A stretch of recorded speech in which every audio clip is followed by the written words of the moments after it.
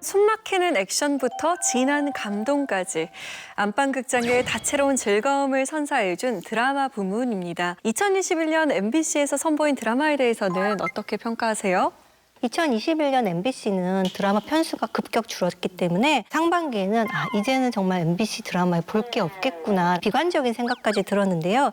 근데 하반기에 미치지 않고서야, 검은 태양, 옷소매 붉은 끝동까지 이어지면서 정말 예기치 않은 풍작으로 이어졌어요. 특히 이제 검은 태양이라는 블록버스터급 드라마가 있어서 MBC 드라마가 부활했다, 이런 것들을 야심차게 알렸고요. 거기에 옷소매 붉은 끝동이 동시간대 드라마 시청률과 화제성까지 완전히 잡으면서 드라마 팬들을 다시 MBC로 돌아오게 했다는 굉장히 희망적인 사건이 있었어요. 사실 MBC 드라마에 대해서 여러 가지 많은 비관적이고 절망적인 코멘트들이 많았지만 그럼에도 사실은 저는 MBC 드라마에 좋은 작품들은 여럿 있었다고 생각이 들어요. 2020년을 생각해봤을 때 꼰대 인턴 같은 작품도 있었고 후반에 방영했던 카이로스 같은 작품도 있었거든요. 그런데 MBC 드라마가 어떤 추진력을 갖고 추동력을 갖고 진행되지 못하다 보니까 팬들이 없었던 거예요. 그러다 보니 좋은 작품도 이렇게 평가를 받지 못하는 그런 상황들이 있었는데요. 보통 드라마는 물론 시청률도 중요하지만 팬들이 좋아하는 드라마일 때 어떤 다시 한번 평가를 받게 되는 그런 경향이 있거든요. 그래서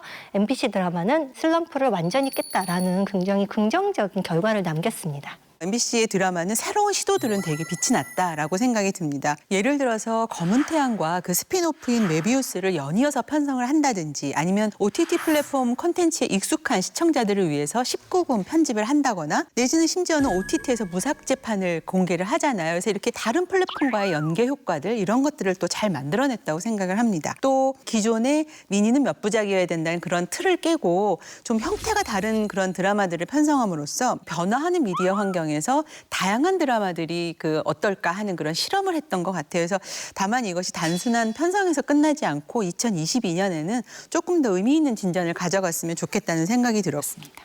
방송사를 포함한 여러 이 드라마 채널들이 생겨나면서 그야말로 레드오션의 격전이잖아요. 사실상 10%만 나와도 나름대로 선전했다라는 반응을 얻는 건데 여름이 이제 끝날 무렵에 이 검은 태양이 나오면서 MBC 드라마에 새로운 반전의 분위기를 열어젖혔다는 생각이 들어요. 그 뒤에 옷소매 붉은 끝동이라고 하는 파스텔 톤의 빛깔과 아기자기한 서사들이 결합하면서 시청자들을 불러 모았다고 생각을 합니다. 그런 점에서 저는 MBC가 2021년의 기운을 좀 이어받아서 2022년에도 선전을 해주기를 바라고 있습니다.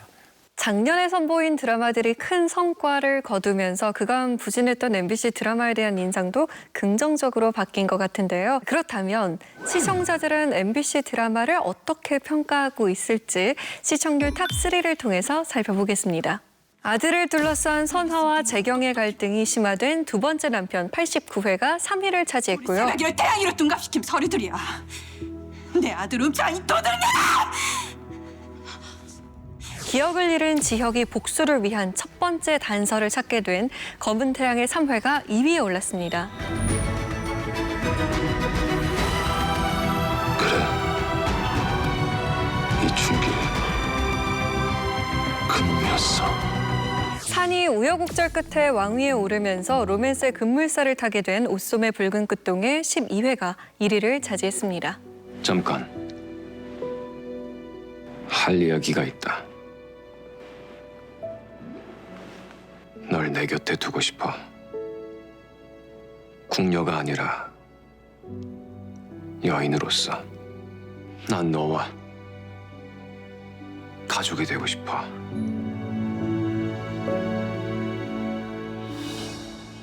의원들은 2021년 방송된 MBC 드라마 중 어떤 작품에 가장 주목하셨습니까? 작품의 질적인 관점에서는 이미 미치지 않고서야부터 MBC의 저력이 드러나기 시작했고 그것이 이제 하반기에 이어졌다라고 생각이 드는데요. 미치지 않고서야는 고용 불안정의 시대에 고군분투하는 중년 직장인들의 애환을 그렸어요. 근데 이 작품에는 시대상을 반영하는 날카로운 성찰이 있었고 거기에 대해서 블랙 코미디적인 요소가 있었고 그리고 휴먼 드라마적인 감동이 있었고 아주 약간의 러브라인이 있었습니다. 그래서 이 모든 것을 생각해 봤을 때 어떤 빠지는 요소가 없는 굉장히 굉장히 균형 잡힌 작품이라고 할 수가 있어요. 그리고 또 달리 인상적인 작품이 공대 여자와 소방대원의 로맨스를 다룬 제발 그 남자 만나지 마요라는 작품이 있었는데요. 거기에 어떤 동시대적인 위트와 그 젠더 감수성이 있는 작품이었거든요. 여기 굉장히 중요한 어떤 명언이 있죠. 한국 사회에서 중요한 3대 마요가 있으면 치킨 마요, 참치 마요, 제발 저런 남자 만나지 마요. 그것은 어떤 여성들이 지금 현실에서 느끼는 그런 로맨스의 위험에 대해서 굉장히 직접적으로 다루고 있는 작품인데요. 불법 촬영이라든가 데이트 폭력 그런 문제를 다루면서 이 로맨스가 정말 위험해진 이 시대 이것을 어떻게 극복해 나갈 것인가. 그러면서 동시에 애정의 가치를 함께 다루는 그런 로맨스물이었어요. 무거운 드라마를 하고 굉장히 멋있는 작품을 만드는 것도 중요하지만 약간 우리 동시대인들이 쉽게 볼 수 있는 그런 드라마를 만드는 것도 의미가 있지 않을까라는 인상을 남긴 드라마였습니다. 메비우스가 저는 굉장히 인상적이었는데요. 서수연요? 장천우입니다. 이번 거래 그동안 했던 것과는 다릅니다. 첩보극이자 심리극이었던 이 장르적 재미를 메비우스가 뒤에 딱 같이 편성이 되면서 훨씬 더 그 내용 자체를 살려냈다는 생각을 하거든요. 그래서 검은 태양이 그 진행될 때를 보면 이제 그 중요한 인물이 한지혁과 서수연이라는 두 인물이 나오잖아요. 근데 서수연의 서사가 너무 초반에 드러나지 않는 거예요. 그래서 아마 뒤로 가면 이 그 서수연의 이야기가 나오겠지 하는데 6회에서 딱 퇴장을 해버리고 마는 거죠. 지혁아. 그런 부분에서 이 서수연을 왜 이렇게 처리했을까라는 생각이 들었는데 메비우스를 딱 열어보니 거기에서 이제 서수연의 시선으로 이야기가 전개되면서 정연이 선택한 그곳은 너무 깊은 어둠이니까 내가 있는 이곳이 그곳보다 아주 조금 더 밝으니까 훨씬 더 많은 이야기들을 갖고 있는 것들이 드러난 거죠. 그래서 검은 태양과 메비우스가 하나의 세트로 이루어졌던 이 시도가 굉장히 신선했고요. 전하려고 하는 메시지들이 잘 드러나지 않았나 하는 생각이 들었습니다. 목표가 생겼다라는 드라마를 저는 좀 꼽고 싶습니다. 목표가 생겼어요. 그의 삶을 그 누구보다 불행하게 만들 완벽한 기회가 온 거죠. 학교 바깥의 아이들의 이야기에 집중을 하면서 그 아이들이 어떻게 자라고 있는지 또 그들이 가지는 생각은 무엇인지 등등을 잘 드라마화해서 만들었다는 점에서 저는 이 목표가 생겼다가 상당히 중요한 작품이라는 생각이 듭니다. 또 MBC 극본 그 공모작 당선작이잖아요. 요즘 이런 트렌드를 극작가들이 쓰고 있구나라는 생각을 하게 만들어서 드라마 목표가 생겼다를 꼭 꼽고 싶었습니다. 저는 웃음의 붉은 끝동을 얘기하고 싶은데요. 사극에서 만나리라 기대하지 않았던 굉장히 당찬 여성 주인공을 만날 수 있어서 더 반가웠던 것 같아요. 조선시대의 로맨스를 다루고 있는 드라마지만 궁녀가 새 손을 지키겠다고 이제 다짐을 하고 제 목숨이 다하는 그날까지 저 아를 지켜드리겠나이다. 이렇게나 저 아를 연모하면서 후궁대기는 왜 싫은 건데? 저 아가 소중해요. 하지만 전 제 자신이 제일 소중해요. 사랑하는 남자지만 내가 더 소중하다라는 대사를 할 수 있는 여주인공은 정말 신선하더라고요. 또 여기에 그 신선함 플러스 정조의 연인의 면모를 부각했던 점도 성공의 포인트였던 것 같아요. 너에게 내릴 비노를 정했다. 마땅할 의. 왜 하필 이 글자입니까? 말했지 않느냐. 난 너와 가족이 되고 싶다고. 먼저 먹어보겠느냐? 아, 그렇지. 아주 잘 먹는구나. 어때? 너가 만든 음식이 어떠냐? 맛있지? 아주 맛있습니다. 그럼 더 먹거라. 전하, 신첩이 먹여드리겠습니다. 나는 배가 많이 부르다. 이미 한 그릇을 다 먹지 않았느냐? 맛이 없어서. 아, 이리도 작은 사람이었던가?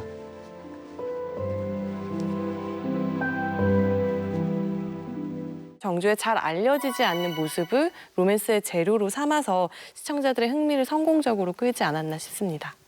작년엔 작품성과 메시지가 두드러지는 드라마들을 다른 해보다 많이 만날 수 있었던 것 같습니다. 올해 MBC 드라마 역시 많은 기대를 모으고 있는데요. 그 포문을 열 작품으로 금토 드라마 트레이서가 오늘 밤 첫 방송을 기다리고 있죠. 뒤를 잇는 라인업으로는 지금부터 쇼타임, 닥터 로이어 등 흥미로운 작품들이 편성을 확정 지은 상황인데요. 올해 MBC 드라마에 있어 기대되는 부분을 짚어주신다면요?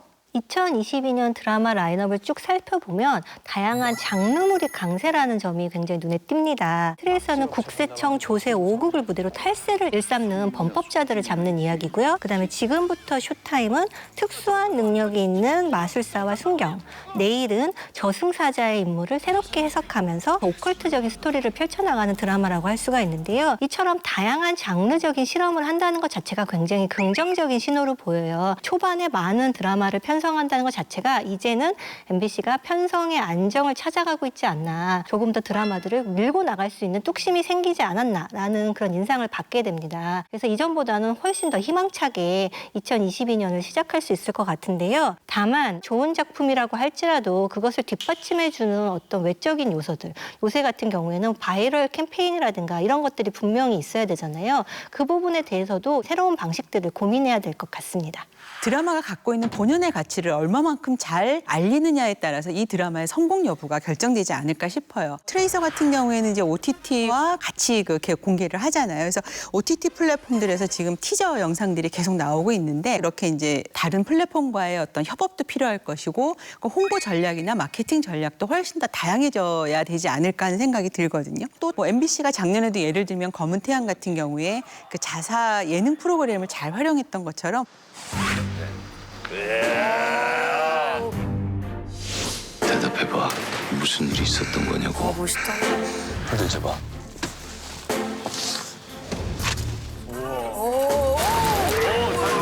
오케이. 너 파스트 가고. 그런 것들을 종합적으로 좀 펼쳐간다면 드라마가 갖고 있는 그 가치를 좀 더 많이 보여줄 수 있지 않을까 하는 생각이 들고요. 또 하나는 이 편성된 드라마들을 보면 공통된 단어가 하나가 있어요. 그 통쾌함이라는 것들을 여기다 다 심고 있는데, 우리가 지금 살고 있는 이 시대가 굉장히 답답하구나, 이것을 반증하는 것 같아서 시대의 답답함들을 풀어줄 수 있는 그 역할을 할 것 같아서 저는 그런 부분에 좀 더 큰 기대를 걸어봅니다.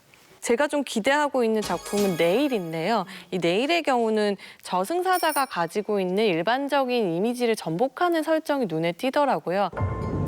영원히 끝나지 않을 것만 같은 절망 속에 오늘을 살아가는 사람들이 있어. 내일을 살아갈 이유를 찾아주는 거. 안 돼요. 그게 우리가 하는 일이야. 우리가 흔히 저승사자 하면 죽음, 사람을 죽음으로 이끌고 가는 존재라고 생각을 하는데, 그게 아니라 오히려 죽음을 원하는 사람들을 살리는 저승사자라는 의미에서 굉장히 흥미로운 설정이고, 이걸 어떻게 단단한 이야기로 끌고 갈지가 굉장히 주목됩니다.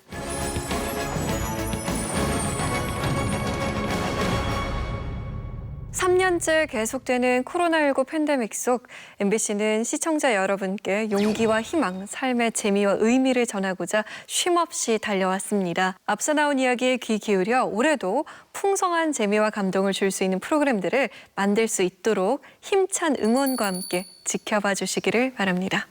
리얼 비평 탐나는 TV 2022년에도 MBC를 향한 시청자들의 날카로운 목소리를 가감없이 전하도록 노력하겠습니다. 감사합니다.